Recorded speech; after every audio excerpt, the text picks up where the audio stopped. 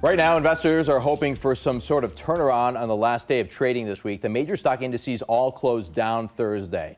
So where's our economy heading and what can be done about it? JPMorgan CEO and Chairman Dimon sat down with me in the George Washington Williams room inside the Ohio State House. We covered a range of topics he first discussed in his shareholders letter written a few months ago. And he updates us as many of those same issues are even more relevant today. An interview you'll only see here on 10 TV.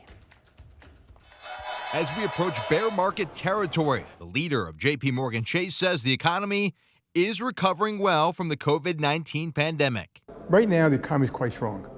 And consumers have a lot of money, they paid off a lot of debt, businesses are strong, things are going quite well, and they will for a while. That's going to be met by two countervailing forces.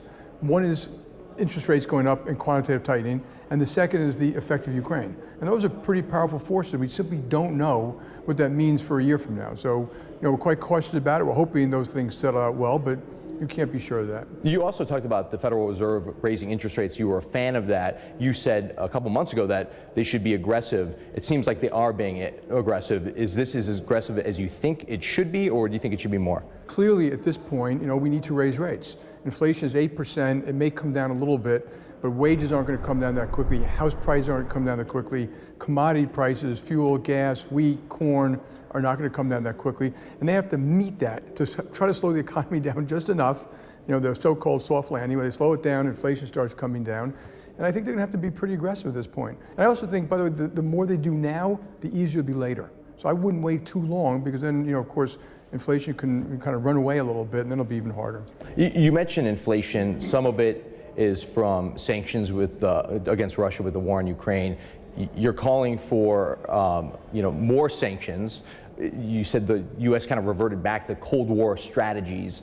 What do you think the U.S. needs to do overseas to kind of shore it up for our economy? Yeah. So I think the war is kind of different. So the economy is one thing. The war is far more serious. Our hearts go out to the Ukrainians who are suffering terribly. The sanctions work, and they're a tool in the tool chest. They're not a tank. They're not weapons, they're not airplanes. And we think they probably reduced the Russian GDP by 10%, and the next round could easily do another 10%. I think what we need to be worried about, and I call a Marshall Plan for energy, is because of this, commodity prices, so I'm talking about oil, gas, certain neon, certain wheat, and a whole bunch of other commodities, they could fluctuate and they can go dramatically up if there's a disruption in the supply chain. I think we have to be prepared to get more oil and gas to Europe to keep the alliance together and to do it quickly. And so that's what we're worried about. That does not mean we have to stop green goals. We should still approve these projects, but this is war, and oil and gas is needed now, this winter, in Europe for allies. And I think we better be very clear. The other thing which I think people should keep in mind, if oil and gas prices go very high because we fail to do that, people are going to turn off oil and gas, not going to buy it, too expensive, particularly poor nations, and they're going to do more coal. It will be far dirtier. So we have to be very thoughtful about this. The short run and the long term supply of energy, but mostly we've got to help Ukraine. And I think the governments determine sanctions, not JPMorgan. So we just simply help them execute what it is they want. But I do think it's a good tool in the toolbox to hopefully bring this war to a conclusion.